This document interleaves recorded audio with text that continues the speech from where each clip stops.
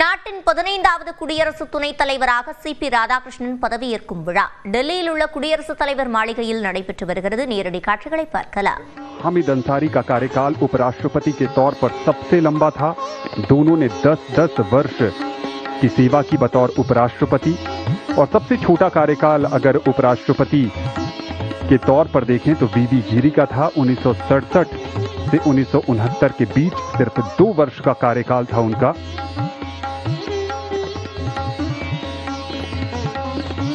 अब तक 14 उपराष्ट्रपतियों में से 10 राजनेता रहे हैं, बाकी 4 शिक्षाविद, पूर्व राजनयिक और पूर्व मुख्य न्यायाधीश भी थे।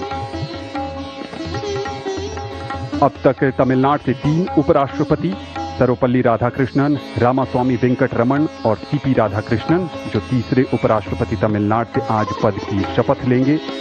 आंध्र प्रदेश से भारत को अब तक 2 उपराष्ट्रपति मिले हैं, डॉक्टर जाकिर हुसैन और குடியரசு துணைத் தலைவராக தேர்ந்தெடுக்கப்பட்ட சிபி ராதாகிருஷ்ணன் இன்று பதவியேற்கிறார். இது தொடர்பான கூடுதல் விவரங்களை செய்தியாளர் சுசித்ராவிடம் கேட்கலாம். சுசித்ரா, இந்த பதவியேற்பு விழாவில் யாரெல்லாம் பங்கெடுத்திருக்கிறார்கள்? விவரங்கள்.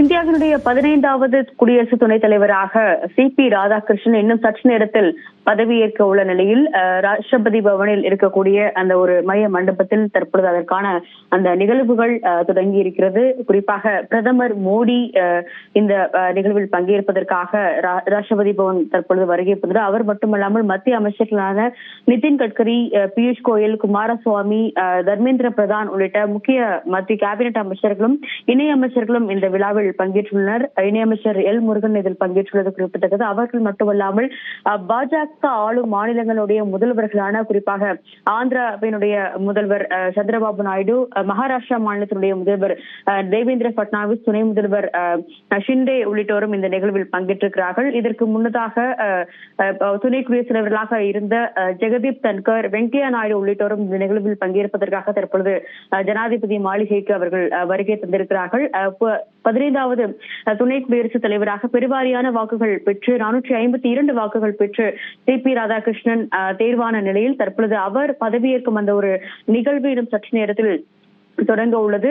அதற்காக தற்பொழுது குடியரசுத் தலைவர் திரௌபதி முர்முவும் தற்பொழுது அந்த இடத்திற்கு வரும் அந்த காட்சிகளை நாம் பார்த்து வருகிறோம். இன்னும் சற்று நேரத்தில் இந்தியாவுடைய புதிய துணை குடியரசுத் தலைவராக சிபி ராதாகிருஷ்ணன் பதவியேற்க இருக்கிறார். அதற்காக அனைத்து மாநிலங்களுடைய ஆளுநர்களும் இந்த நிகழ்வில் பங்கேற்பதற்காக வந்துள்ளார்கள். அவர்கள் மட்டுமல்லாமல் உச்சநீதிமன்றத்தினுடைய தலைமை நீதிபதி மற்றும் நீதிபதிகள் உள்ளிட்டோரும் இந்த நிகழ்வில் பங்கேற்பதற்காக அங்கு கூடியுள்ளதையும் பார்க்கிறோம். பாஜகவுடைய தேசிய தலைவரும் மத்திய அமைச்சருமான நட்டா, ஜே.பி. நட்டாவும் அந்த நிகழ்வில் அங்கு தேசிய கீதத்தோடு தற்பொழுது அந்த நிகழ்வு என்பது அங்கு தொடங்கியுள்ளது குறிப்பிடத்தக்கது. சிவரஞ்சனி. சுசித்ரா, ஜக்தீப் தன்கர் பதவி விலகியதற்கு பிறகு பொது நிகழ்ச்சிகளில் பங்கேற்காமல் இருந்து வந்தார். இந்நிலையில் இன்றைய தினம் இந்த பதவியேற்பு விழாவில் அவர் பங்கேற்றிருக்கிறார். இது தொடர்பாக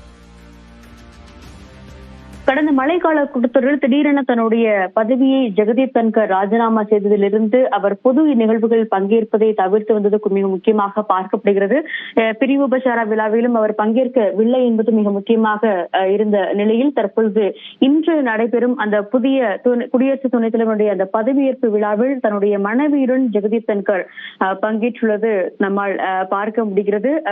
யாரையும் அரசியல் தலைவர்கள் உள்ளிட்ட பொது அரசியல்வாதிகளையும் சந்திப்பதை தவிர்த்து வந்த அவர் இன்றைய நிகழ்வில் அவர் அங்கு முன்னாள் குடியரசு துணைத் தலைவருடைய வரிசையில் அவர் அமர்ந்துள்ளதையும் நம்மால் காட்சியில் பார்க்க. சுசித்ரா, தொடர்ந்து பேசலாம். தற்போது குடியரசு துணைத் தலைவர் பதவியேற்பு விழா என்பது தொடங்கியிருக்கிறது. அதன் நேரடி காட்சிகளை பார்க்கலாம். निर्वाचन आयोग से प्राप्त उपराष्ट्रपति के निर्वाचन का प्रमाणन पढ़ा जाए।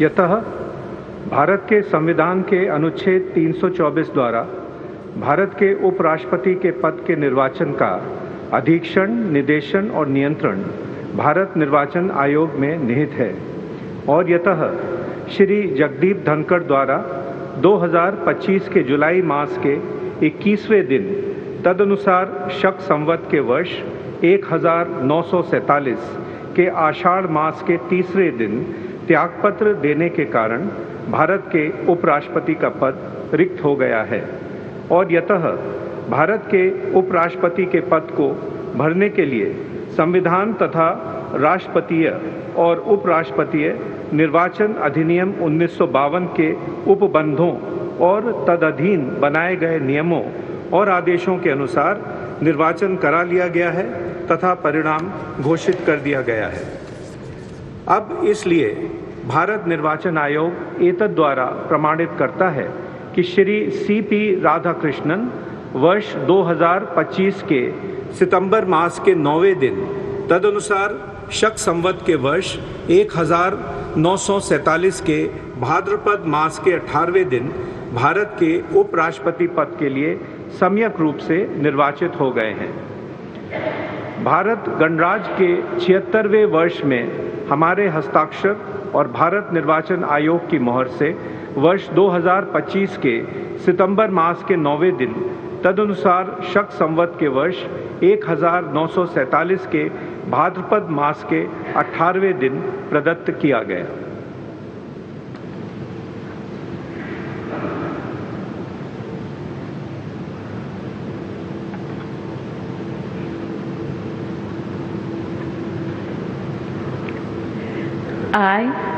I, Chandraviram Ponnusamy Radhakrishnan, do swear in the name of God do swear in the name of God that I will bear true faith and allegiance that I will bear true faith and allegiance to the Constitution of India to the Constitution of India as by law established, as by law established, and that I will faithfully discharge the duty and that I will faithfully discharge the duty upon which I am about to enter.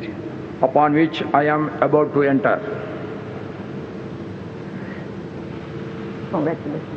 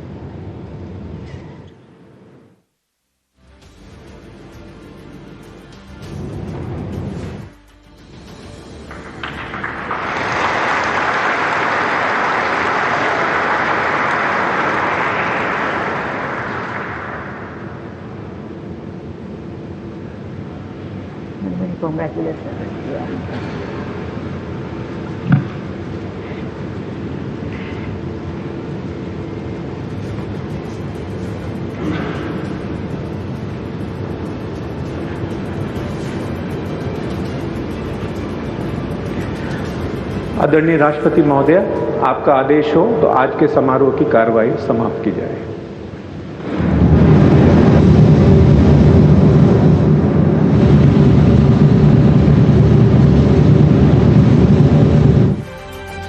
குடியரசு துணைத் தலைவராக CP Radhakrishnan பதவி ஏற்கிறார். கூடுதல் விவரங்களை செய்தியாளர் சுசித்ராவிடம் கேட்கலாம். சுசித்ரா, விவரங்கள். குடியரசு துணைத் தலைவராக தற்பொழுது CP ராதாகிருஷ்ணன் அதிகாரப்பூர்வமாக பொறுப்பேற்றுள்ளார். இந்தியாவினுடைய 15வது குடியரசு துணைத் தலைவராக 452 வாக்குகள் பெற்று அவர் தேர்வான நிலையில் தற்பொழுது அதற்கான அந்த ஒரு நிகழ்வு என்பது டெல்லியில் இருக்கக்கூடிய ஜனாதிபதி மாளிகையில் இன்று நடைபெற்றது. அதில் அதிகாரப்பூர்வமாக அவர் பதவியேற்பு கொண்டது மிக முக்கியமாக பார்க்கப்படுகிறது. குடியரசுத் தலைவர் திரௌபதி முர்மு அந்த பதவி பிரமாணத்தை துணை குடியரசுத் தலைவராக அவருக்கு முன்வைத்ததும் பதவி பிரமாணம் செய்து வைத்ததும் மிக முக்கியமாக பார்க்கப்படுகிறது. இந்த நிகழ்வில் பிரதமர் மோடி, மத்திய கேபினெட் அமைச்சர்கள் பங்கேற்றுள்ளனர். மத்திய அமைச்சர்களான அமித்ஷா, நிதின் கட்கரி, ராஜ்நாத் சிங், பியூஷ் கோயல் உள்ளிட்டோரும் இதில் பங்கேற்றுள்ளனர். அவர்கள் மட்டுமல்லாமல் இதற்கு முன்னதாக குடியரசுத் தலைவர் மற்றும் துணை குடியரசுத் தலைவர்களாக பொறுப்பு வகித்த ராம்நாத் கோவிந்த், வெங்கையா நாயுடு, ஜெகதீப் தன்கர், ஹமீத் அன்சாரி உள்ளிட்டோரும் இந்த நிகழ்வில் இன்றைய நிகழ்வில் அவர்கள் பங்கேற்றுள்ளது மிக முக்கியமாக பார்க்கப்படுகிறது. CP ராதாகிருஷ்ணன் அந்த பதவி பிரமாணம் செய்து கொண்ட பிறகு தற்பொழுது அனைவருக்குமான அந்த ஒரு வாழ்த்துக்களை குடியரசுத் தலைவர் திரௌபதி முர்முவும் குடியரசு துணைத் தலைவர் CP ராதாகிருஷ்ணனும் நிகழ்வில் இருந்து தற்போது புறப்பட்டிருக்கிறார்கள்.